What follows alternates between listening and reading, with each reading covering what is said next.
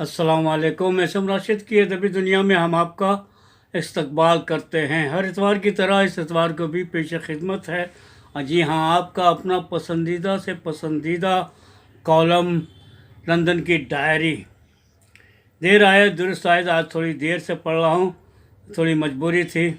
तो दोस्तों, पेश खिदमत है, आप इंतज़ार कर रहे होंगे अपने कॉलम की। तो आज का उन्वान है उनका, नींद क्यों रात भर नहीं आती। तो लंदन की डायरी, जिसके मुसन्निफ़ हैं फ़हीम अख्तर।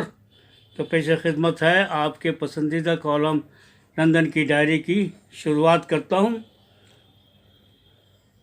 अब तो लगता है कोरोना हमारी ज़िंदगी का हिस्सा बन चुका है। बने भी क्यों नहीं। जिस तरह से कोरोना ने दुनिया में दहशत फैलाई है, उससे दुनिया सहम कर रह गई है। ताहम दुनिया में इससे कबल हमेशा ही कई वबाओं का खौफ कभी न कभी तारी रहा है। मसलन मलेरिया, टाइफाइड, नमूनिया, डेंगू, ताउन और न जाने क्या क्या। हर बार एक बहस छिड़ती और हुकूमत से लेकर तिब्बी माहिरीन अपनी अपनी राय से लोगों को महफूज रखने की बात करते, तो कभी कभी उनकी खौफ ज़दा बातों से मारे खौफ के इंसान उस बीमारी से पहले ही मर जाता। लेकिन 2020 में जब कोरोना ने यूरोप में दस्तक देना शुरू की और इटली में लोगों को दबोचना शुरू किया, तो दुनिया भर में अजीब सा खौफ का माहौल फैल गया। वैसे भी यूरोप और तरक्की याफ्ता ममालिक में ऐसी कोई भी खबरें होती हैं तो उसका असर दुनिया के ज़्यादातर हिस्सों में काफ़ी पड़ता है, चाहे दहशत गर्दी की बात हो या इलेक्शन की या फिर मार्केट के गिर जाने की।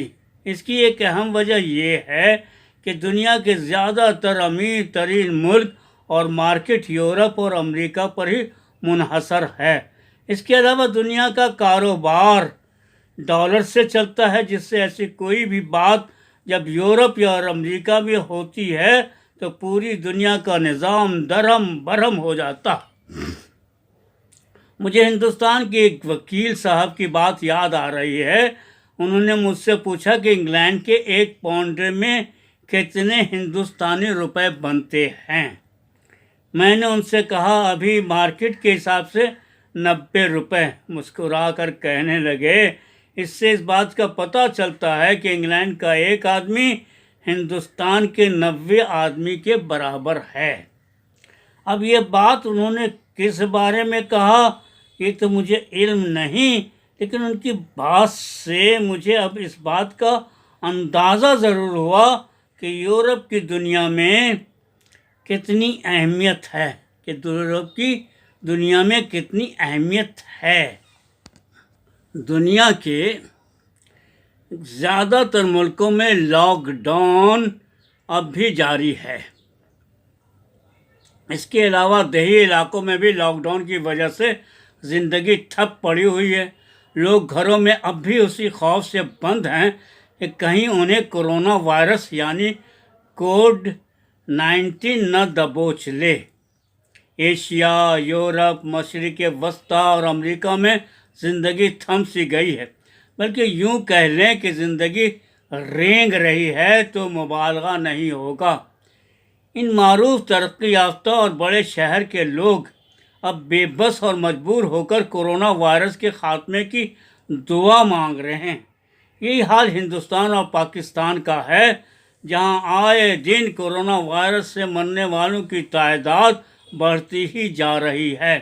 ताहम हिंदुस्तान के वज़ीर आज़म गाहे बगाहे कभी अपने मन की बात तो कभी टेलीविज़न पर नमूदार होकर हर ज़ी शऊर इंसान को ज़हनी उलझन में डालकर चले जाते हैं। आम लोगों की परेशानियों का ना कोई सुनने वाला है और न ही उनसे किसी को हमदर्दी है। बस तरह तरह की खबरें देखने को मिलती हैं, जिससे हम लंदन में बैठे सर खुजाने लगते हैं।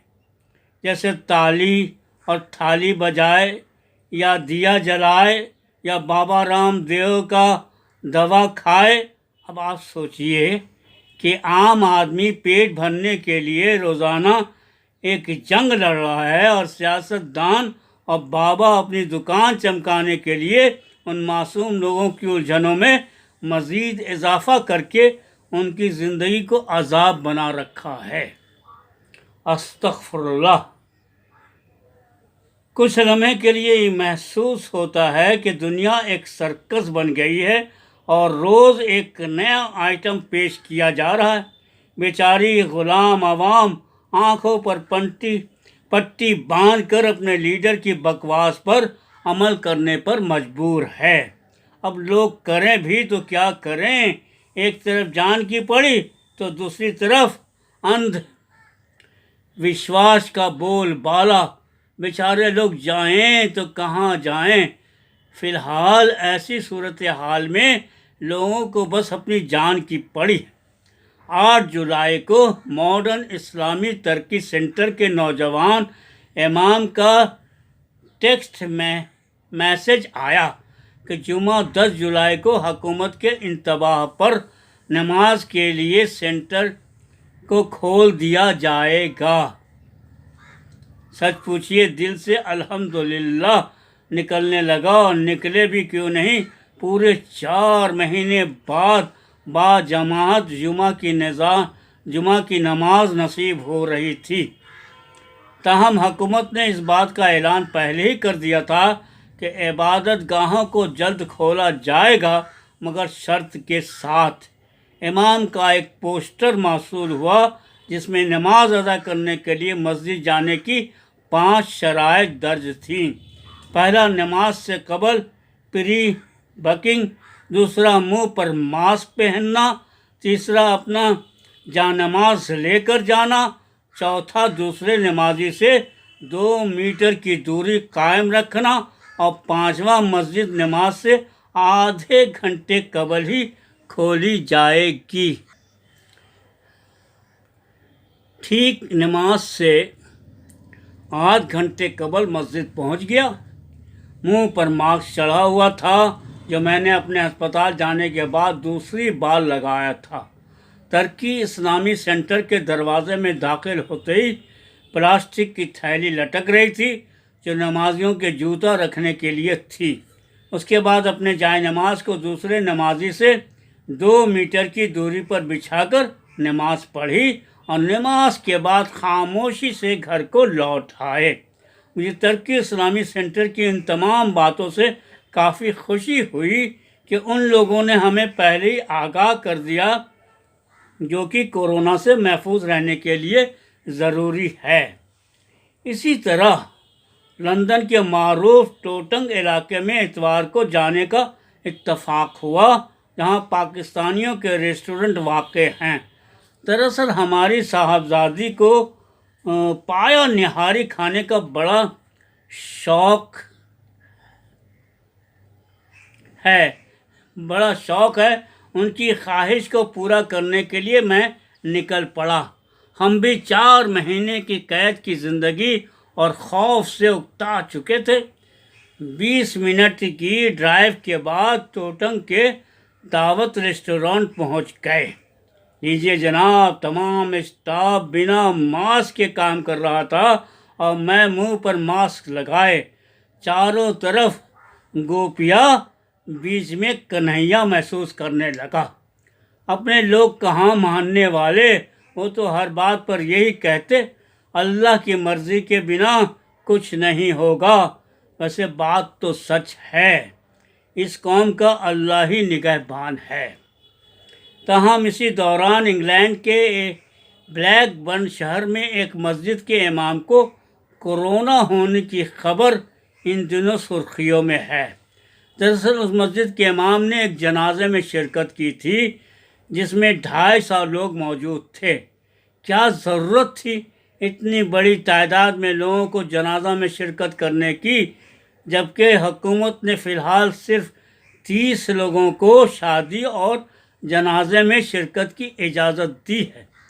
پبلک ہیلتھ آفیسر نے تمام لوگوں کو 14 دن کے لیے کوارنٹائن میں رکھ دیا ہے، اور مسجد کو بند کر دیا گیا ہے۔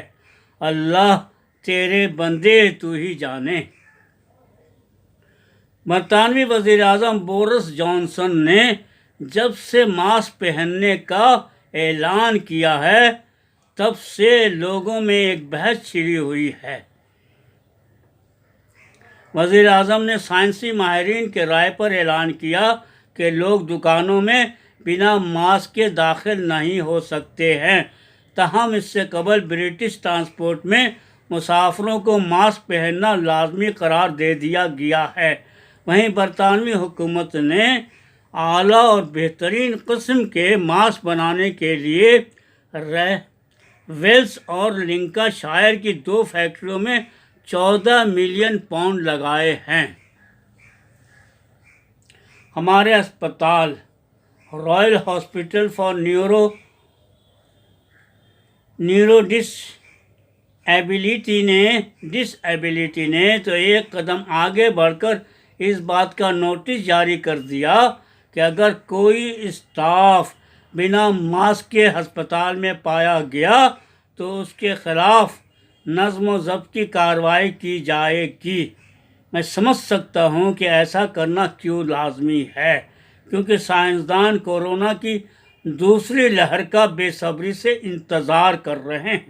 کرے بھی کیوں نہ، جب بیماری کا پتہ ہی نہیں چل رہا اور اس کا کوئی علاج بھی نہ ہو تو ہم سب اللہ یا رام بھروسے ہی جی رہے ہیں۔ خدا جانے کل کس کی باری ہے۔ کہتے ہیں جان بچی تو لاکھوں پائے۔ چلیے صاحب، جان تو اب تک بچی ہوئی ہے لیکن دل سے خوف نہیں جا رہا ہے۔ آئے دن بس اسی بات کا ڈر لگا ہوا ہے کہ کورونا کہیں ہمیں نہ پکڑ لے۔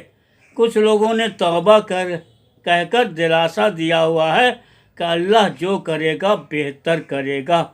غالب بھی خوب دور اندیش تھے، تبھی تو کہا کہ موت کا ایک دن معین ہے، نیند کیوں رات بھر نہیں آتی۔ تو دوستو، ابھی آپ اپنے سب سے پسندیدہ کالم یعنی کہ لندن کی ڈائری سن رہے تھے، جو اخبار مشرق میں آج اتوار کے دن شائع ہوا ہے اور جس کا عنوان تھا نیند کیوں رات بھر نہیں آتی، اور خالق ہیں اس مضمون کے آپ کے اپنے چہیتے، آپ کے پسندیدہ، آپ کے کالم نگار جناب فہیم اختر۔ تو دوستو اجازت دیجیے، پھر ملیں گے اگلے سنڈے، اگر زندگی رہی تو میں پھر پڑھوں گا آپ کے لیے فہیم اختر کا لکھا کالم لندن کی ڈائری۔ تو اللہ حافظ، پھر ملیں گے انشاءاللہ۔